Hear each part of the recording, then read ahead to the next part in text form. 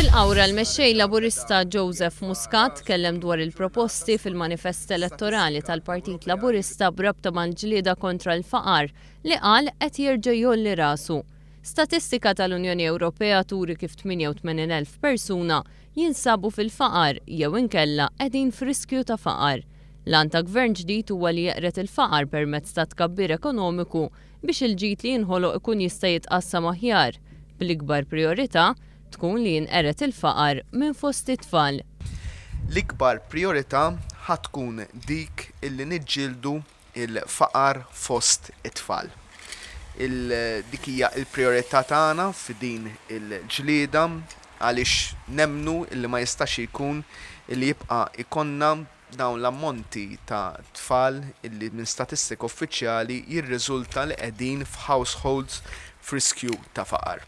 Fil-qawra Joseph Muscat elenka l-miżuri li gvern ġdid jekk jingħata l-fiduċja huwa kommess li jieħu. Ħa nippromovu laqgħat regolari bejn l-awtoritajiet tal-iskejjel, il-kunsilli lokali, social workers, awtoritajiet tal-Knisja u l-Pulizija biex nipprevjenu u nikkumbattu l-abbużi, il-bullying, il-faqar, speċjalment fost it-tfal u il-persuni vulnerabbli.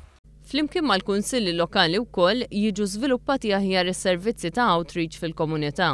Il-Partit Laburista jemmen li wasal iż-żmien li l-kunsilli lokali jiżviluppaw fiktar minn istituzzjonijiet li jieħdu ħsieb it-tarmak, il-bankini u d-dwal u għandu jkollhom rwol soċjali iktar proattiv. Nemmnu illi l-ewwel port of call illi permezz tiegħu nistgħu niżviluppaw servizzi ġodda għal familji, speċjalment familji vulnerabbli, huma fil-verità il-kunsilli lokali.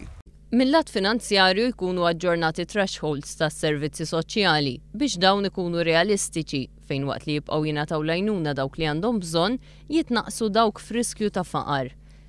Bla dubju ta' xejn dan kollu jikkontrasta mal-ħsieb min-naħa tal-gvern preżenti illi qiegħed jgħid il ħajaqta' 2% across the board f'dak li għandu x'jaqsam ma' l-ispejjeż tal-lum il-ġurnata l-investimenti rekorrenti.